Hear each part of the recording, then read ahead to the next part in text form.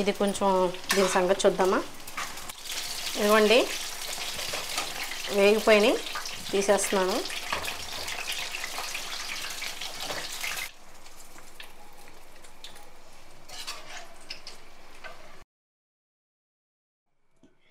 Hi అండి, విజయ life స్టైల్కి welcome అండి. ఈరోజు ఏంటంటే మొన్న ఫిష్ తీసుకొచ్చారు కదా, ఫ్రిడ్జ్లో పెట్టి ఉంచాను కదా, ఎక్కువ అయిపోతే ముక్కలు అని చెప్పేసి, ముద్ర ముక్కలు కదా. ఇంకా ఆ రోజు చేపల పులుసు అయితే చాలా చాలా బాగుందండి. టేస్ట్ అయితే తప్పకుండా మీరు కూడా ట్రై చేయండి. అసలు ఎంత బాగా కుదిరిందంటే, ఎప్పుడూ బాగుంటుంది చేపల పులుసు. ఒక్కొక్కసారి ఒక్కొక్క స్టైల్లో చేస్తూ ఉంటాను. ఈ చేపల పులుసు కూడా చాలా బాగుంది. అసలు పిల్లలైతే భలే ఇష్టంగా తిన్నారు. ఇప్పుడు నేను మాటలో పడిపోయి ఒకటైపోయి ఒకటేస్తున్నాను.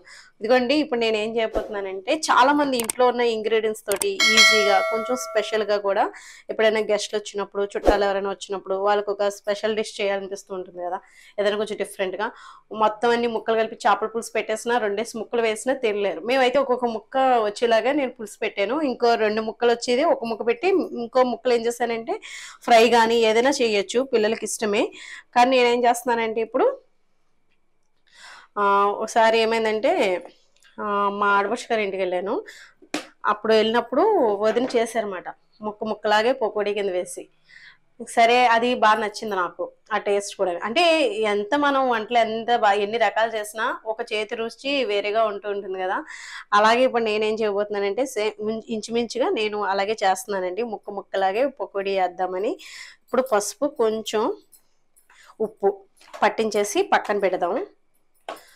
మరి పకోడీ అంటున్నారు, ఇంట్లోకి సాయంత్రం డిన్నర్కి ఏదో ఒకటి ఉండాలి కదా, మళ్ళీ ఆ ప్రాసెస్ అది మామూలే అనుకోండి. అదైతే నేనైతే ఏమనుకున్నానంటే, రసం పెట్టేసి ఇలాగ ఒక ముక్క పకోడీగా చేస్తే నంచుకొని తినేస్తారు, అయిపోతుంది అనుకున్నాను. ఇంకా మళ్ళీ రసం ఇవన్నీ నైట్ టైము మళ్ళీ ఉండిపోద్ది, మళ్ళాడికి అది ఎందుకులే అని చెప్పేసి ఏం చేస్తున్నానంటే, కోడిగుడ్డు పురుటు మా పిల్లలకి చాలా ఇష్టం, అది చేసేసి ఇలా పకోడీ వేసేద్దామని డిసైడ్ అయిపోయానండి. ఇదిగోండి పసుపు ఉప్పు పట్టించేసి పక్కన పెడదాం ఒక 5 minutes. ఇప్పుడు నేనైతే గ్యాస్ వెలిగించేసానండి. మీకు తెలుసు కదా స్టీల్ కళాయి గురించి, అగారా వాళ్ళది. ఇది నేను యూజ్ చేస్తూనే ఉంటున్నాను రెగ్యులర్గాని, మీకు తెలుసు ఇది. నేను ఈ బ్రాండ్ ఎక్కువగా యూజ్ చేస్తున్నాను, అగారో వాళ్ళది. ఇది వెడల్పు వచ్చేసరికి 20 centimeters వెడల్పు అయితే ఉంటుందండి. లేయర్స్ 3 layers అలా ఉంటుంది. అలాగే వారంటీ కూడా 5 years వారంటీ ఉంది. కాబట్టి చక్కగా 5 సంవత్సరాలు మనం ఎలా కలితే అలా వాడుకోవచ్చు. కానీ కుకింగ్ చేసుకోవడానికి అన్ని విధాలు బాగుంటుంది. డీప్ ఫ్రై చేసుకున్నా, వంట చేసుకున్నా చాలా మంచిది. కొండలు లేదా ఇత్తడి గిన్నెలు లేదా స్టీల్ గిన్నెలు, సీవండి వాడకూడదు. కానీ ఒక్కొక్కసారి అంటే అంత వెడల్పు లేక నేను సీవండి గిన్నెలో చేయాల్సి వస్తుంది ఒక్కొక్కసారి.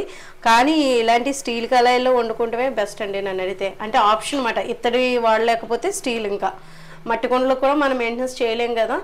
అయితే ఇది మీకు ఇంట్రెస్ట్ ఉంటే చూడండి, డిస్క్రిప్షన్లో లింక్ ఇస్తాను. మంచిగా ఉంది, నాకైతే నేను వాడుతున్నాను కాబట్టి మీకు షేర్ చేశాను అనమాట. ఇప్పుడైతే నేను నా స్టైల్లో కోడిగుడ్డు కూర అయితే చేసి చూపిస్తున్నాను మీకు. ఈరోజు 2 రెసిపీలు అన్నమాట. అసలు రసం పెట్టాల్సిందే, మళ్ళీ కుక్కర్లోకి ప్లాన్ చేంజ్ అయిపోయింది. కోడిగుడ్డు కూర అంటే చాలామందికి తెలుసు, చాలా ఈజీగా చేసేసుకోవచ్చు అనుకోండి. అయినా ఏదో చూపిందామని చెప్పేసి.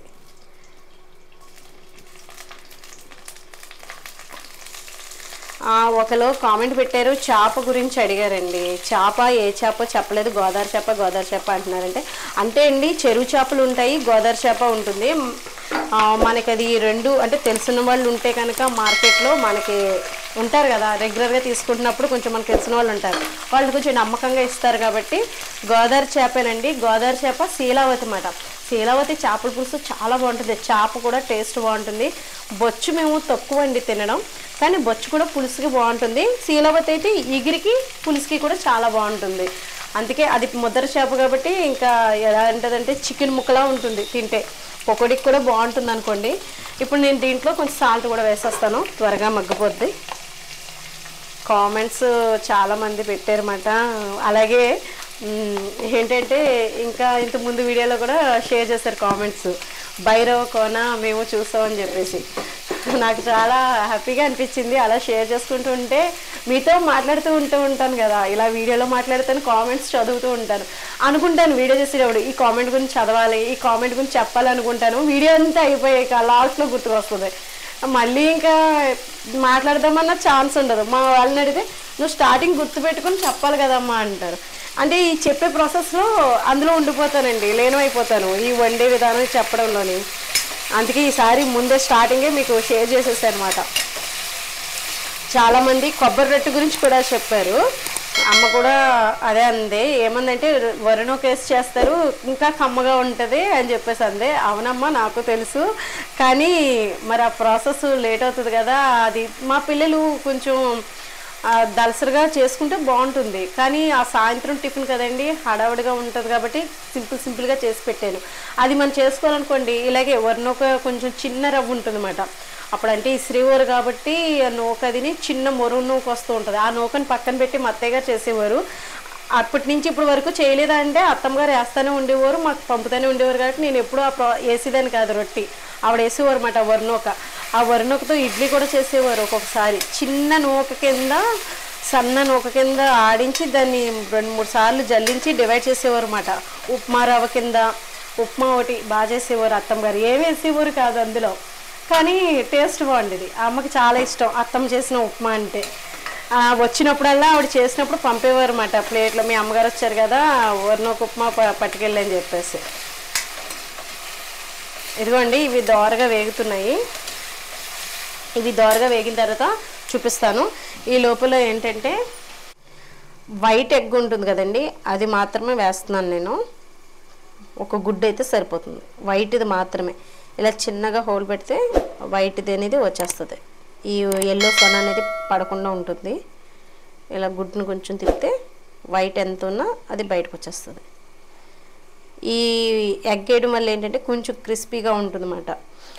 మనం కుకింగ్ సోడా అదే వంట సోడా అంటాం కదా, తినే సోడా అది యూస్ చేసుకోకుండా ఇలా ఎగ్ వేసుకున్నా కూడా చక్కగా వస్తాయి. ఇదిగోండి కొద్దిగా అల్లం వెల్లుల్లిపాయ పేస్ట్ కూడా కొంచెం వేసాను. అయితే చాలామంది కామెంట్స్లో కొబ్బరి రొట్టి కొబ్బరికాయ రుబ్బి కూడా ఇడ్లీ దాంట్లో కలిపి అప్పుడు వేస్తారని చెప్పేసి పెట్టారు. అంటే ఒక్కొక్క ఏరియాలో ఒక్కొక్క పద్ధతిలో చేసుకుంటారండి. కొంచెం పూర్వం అమ్మమ్మల స్టైల్ మాట అది. ఒక్కొక్కరు పచ్చి కొబ్బరికాయ వేస్తారు తురిమింది. ఇదిగోండి అల్లం వెల్లుల్లిపాయ పేస్ట్ వేసాను కదా, కొంచెం కారం ఎక్కువ ఏమీ వేయలేదు, కొద్దిగా. అలాగే కొద్దిగా మసాలా పొడి అండి, గరం మసాలా పొడి తెలుసు కదా, అది వేస్తున్నాను. నేను ఇంట్లో ఆడుకున్నదన్నమాట, అందుకని కొంచెం అలా మొరంగా ఉంటుంది లైట్గాని. ఇంకా దీంట్లోకి ఈ లోపల పక్కన ఇది కూడా చూసుకుందాం. ఇది ఇంకా బాగా వేగాలి, మగ్గాలన్నమాట. నేను ఇంకా నీళ్ళది వేయనండి, నీసి స్మెల్ వస్తుందని చెప్పేసి ఎగ్గది మామూలుగా నీళ్ళు వేయకుండా ఫ్రై చేస్తాను అనమాట. కార్న్ఫ్లోర్ వేస్తున్నానండి కొద్దిగా.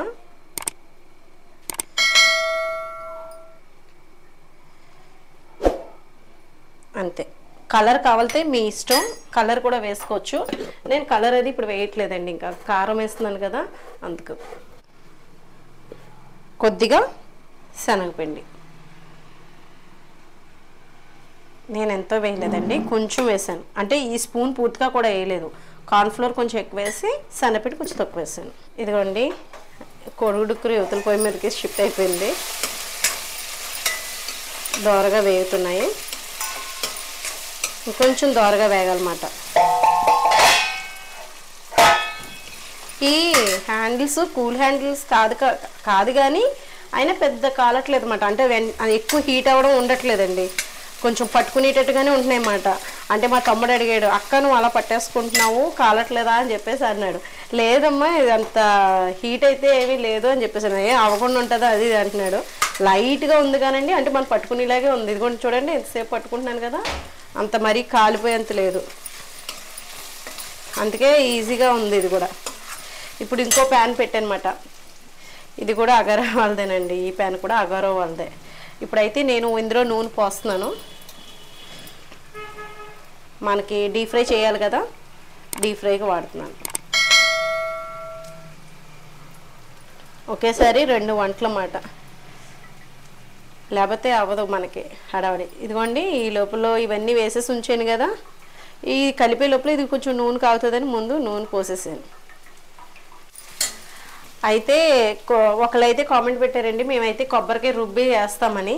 అవునండి, అలా రుబ్బి చేసినా కొంచెం పాలు అయి దిగుతాయి కదా, కానీ పిండి ఏంటంటే అది నిలువ ఉండదు. మనం అలా అలాగైనా ఇలాగైనా కూడా కొబ్బరి కదండి, కొంచెం తేడా వస్తుంది. కాబట్టి మనం చేసుకున్న తర్వాత అంటే ఇప్పుడు ఫ్రిడ్జ్లో వచ్చినాయి కాబట్టి పర్వాలేదు, అంటే అప్పటికప్పుడు రొట్టె కింద వేసేసేవారు. అది కూడా ప్రాసెస్ కూడా బాగానే ఉంటుంది. నేనైతే అమ్మ వాళ్ళు ఎలా పచ్చి కొబ్బరికాయ తురిమి కలిపి వేసేవారు అన్నమాట, కొంచెం వరినోకి వేసేవారు. నేను ఆ నూక టైం పడుతుంది కుక్ చేయడానికి అది అని చెప్పేసి నేను ఇడ్లీ నూకలోనే కలుపుకున్నాను. అది కూడా సూపర్ టేస్ట్ ఉంది. మా చిన్న అబ్బాయికి అయితే బాగా నచ్చేసింది అది. మీకు ఇలా అంటే చాలామంది చాలా రకాలుగా చేసుకుంటారు. మేమైతే మా స్టైల్లో ఎలా చేసుకుంటామో అలా చేస్తాం. అత్తమ్మ అది ఎలా చేస్తారో అమ్మది ఆ టైప్లో చేస్తాం అన్నమాట అండి రెసిపీ అయితే. ఇదిగోండి, ఇంకా మనకి ఉల్లిపాయ ముక్కలు ఇంత దోరగా వేగిపోతే కరివేపాకు అది వేసాం కదా, చాలామంది కొడుగుడుకుల్లో అల్లం వెల్లిపాయ పేస్ట్ కూడా వేసుకుంటారు, స్మెల్ అది రాకుండా, నేచర్ స్మెల్ రాకుండా ఉంటుందని. కానీ నాకు ప్రతి దాంట్లో ఆ ఫ్లేవర్ నచ్చదు, అల్లం వెల్లిపాయ పేస్ట్. కానీ చాలామంది వాడుకుంటారు, తప్పలేదు. అంటే ఒక్కొక్కరికి ఒక వంట విధానం వేరేగా ఉంటుంది కదా, పిల్లలు కూడా అంత ఇష్టపడరు. అచ్చంగా అలాగే చేసి పెడుతూ ఉంటాను. ఇదిగోండి, కారం కూడా వేసేస్తున్నాను. చూపించినానా? మసాలా పొడి కూడా వేసుకుంటారు, మన ఇష్టం, మన టేస్ట్కి తగ్గట్టుగా. ఇది కొంచెం వేగనిస్తాను. ఇవన్నీ వేసాను కదా, ఎగ్ ఇవన్నీని. కలరు మన ఇష్టం. బయట మనకి రెస్టారెంట్లోని స్ట్రీట్ ఫుడ్లోని కలరు ఎర్రగా కనబడేలా కావాలితే అలా కూడా వేసుకోవచ్చు. దాని ప్లేస్లో మనం కాశ్మీర్ కారం కూడా వేసుకున్నా కూడా కలర్ అనేది ఎరుపు కలర్ వస్తుంది. మాది కారం కొంచెం ఎర్రగానే ఉంది కాబట్టి నేను ఇంకా వేయలేదు. ఇందులో కొంచెం కారం తక్కువే పడింది, ఇంకొంచెం కావాలితే వేస్తాను అనమాట. ఒకసారి అన్నీ బాగా కలిసేలాగా. ఆల్రెడీ నేను సాల్ట్ ముందు పట్టించేస్తాను కాబట్టి కొంచెం వేయలేదు. ఇవన్నీ కలుపుకున్న తర్వాత కొంచెం టేస్ట్ చూసుకుని ఒకవేళ తక్కువ అనిపిస్తే అప్పుడు వేసుకోవచ్చు. ఇదిగోండి, ఎగ్ అయితే వేసేస్తున్నాను.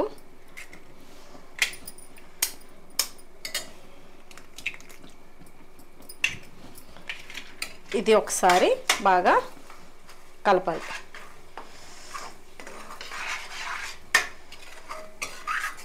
ఇది కొంచెం కుక్ అవుతూ ఉంటుంది. ఈ లోపల మనం ఆల్రెడీ మసాలా అన్నీ పట్టించేసి ఉంచాం కదా ముక్కలకి. ఒక 10 నిమిషాలు నూనె కూడా కాగుంది. చక్కగా మనం ఇప్పుడు పొడి వేసేద్దాం. అన్నీ కరెక్ట్గా సరిపోయినాయండి. కొద్దిగా నిమ్మరసం కూడా వేస్తున్నాను, కొంచెం ఎక్కువైతే వేయట్లేదు. ఇది ఒకసారి కలిపేద్దాం.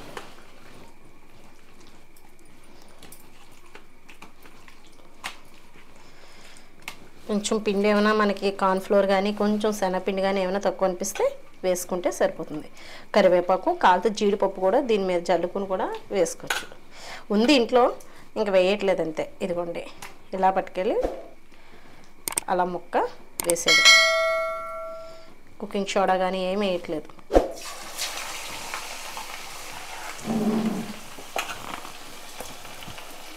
కరివేపాకుతోటి 3 ముక్కలు పడతాయి అనుకుంటున్నాను, పెద్దే కదా. ఈ 3 ముక్కలు సెకండ్ వాయిలో వేద్దాం.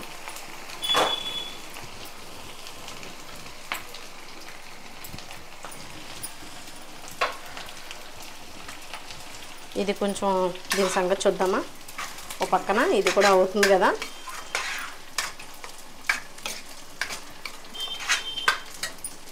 ఇది కొంచెం హై ఫ్లేమ్ మీద పెడుతున్నాను. ఈ ఎగ్షెల్స్ ఉన్నాయి కదండి, వీటిని అయితే ఇంకా నేను ఎండలో పెట్టేసి పొడి చేసేసి గులాబీ మొక్కలకి, ఏదైనా ఫ్రూట్స్ బాగా కాసే మొక్కలకి వేసేస్తాను అనమాట. కోడిగుడ్డు పెంకుల్లా కాకుండా మనం పొడి చేసేస్తే సాయిల్లో చక్కగా కలిసిపోతుంది అన్నమాట. కాల్షియం అందుతుంది మొక్కకైతే. ఇంట్లో వచ్చే వేస్టేజ్ తోటి మొక్కలను పైన టెర్రస్ ఉంటే కనుక పెట్టుకుని పెంచుకోండి. ఒక 10 మొక్కలనైనా పెట్టుకుని హ్యాపీగా మనం ఎంజాయ్ చేయొచ్చు అన్నమాట. స్ట్రెస్ కూడా మనకి రిలీఫ్ అయిపోతుంది అన్నమాట, ఎంత స్ట్రెస్ ఉన్నా కూడా. ఇదిగోండి, కొంచెం వెనక్కుండానా గమ్మని అటు ఇటు అయినా. కలర్ వేసుకుంటే ఇంకా మీకు మంచి కలర్ రెడ్ కలర్లో ఉంటుంది, అది మీ ఇష్టం అన్నమాట. నేనైతే వేయలేదు. ఇదిగోండి, ముక్కలు చూసారా ఎంత బాగున్నాయో. ఒక్క ముక్క చాలు అన్నమాట నోటికి, చక్కగా తినేచ్చు. ఇదిగోండి, ముక్కలైతే చేప ముక్కలను అయితే తీసి ఇలా ప్లేట్లో పెట్టేసాను.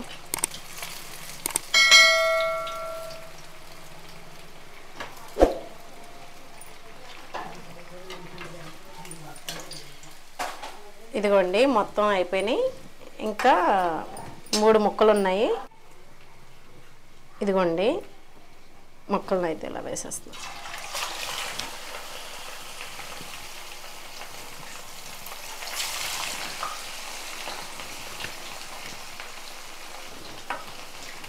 ఈ గ్రేవీ అంతా కూడా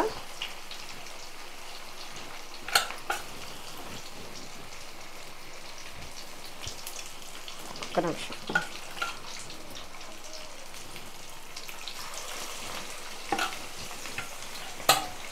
ఉక్కురు కూడా అవుతుందన్నమాట.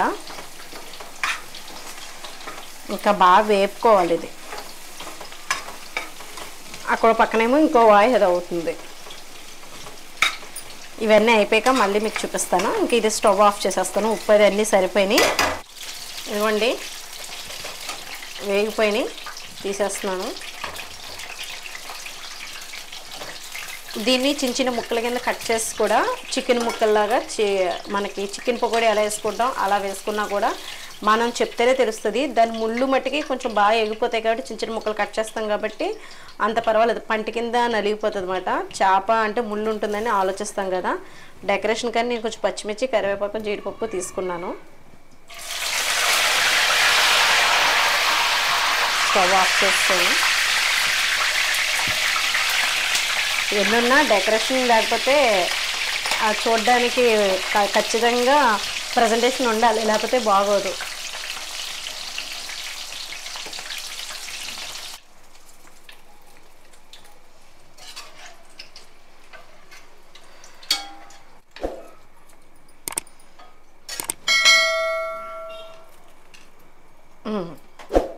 ఇదిగోండి చేపల పొగడి అయితే రెడీ అయిపోయింది. అలాగే డిన్నర్లోకి కొడుగుటు పురుటు కూడా రెడీ అయిపోయింది. వేడివేడిగా ఉన్నప్పుడే తినేస్తే చాలా బాగుంటుంది. ఒక నిమ్మకాయ కూడా పక్కన పెట్టేస్తున్నాను. ఆల్రెడీ నిమ్మకాయ పిండాం, కానీ ఇంకా ఇష్టంగా తినేవాళ్ళు ఉంటే లెమన్ కొంచెం పిండుకొని తింటే సూపర్ టేస్ట్ ఉంటుంది అన్నమాట. తప్పకుండా మీరు కూడా ట్రై చేయండి. ఇదండి ఈరోజు అయితే మా ఇంట్లో సాయంత్రం డిన్నర్ కింద ఇలా చేసేసాను. ఆల్రెడీ మీకు ముందు చేపల పులుసు చూపించాను కాబట్టి మిగతా ముక్కలు పక్కన పెట్టాను. 2 ముక్కలు వచ్చినేమో ఒక్కొక్క ముక్కే తిని ఇదిగో మల్లాడు మటాయి చేశాను నేను. కానీ బాగుంటుందండి హోటల్ స్టైల్లో. నిజంగా మీరు హోటల్లో ఎలా అయితే టేస్ట్ చేస్తారో చేపల పకోడీ అదిని అలాగే ఉంటుంది టేస్ట్ కూడా యాజ్ ఇట్ ఈజ్. కానీ మీరు తప్పకుండా ట్రై చేయండి. ఎగ్ మటుకు వేసుకోండి. వంట సోడా ఏమీ వేయక్కర్లేదు, కలర్ కూడా వేసుకోక్కర్లేదు. చూసారు కదా ఎంత కలర్ఫుల్గా ఉందో, చూస్తుంటే నోరు ఊరిపోతుంది కదా. మీరు కూడా తప్పకుండా ట్రై చేయండి.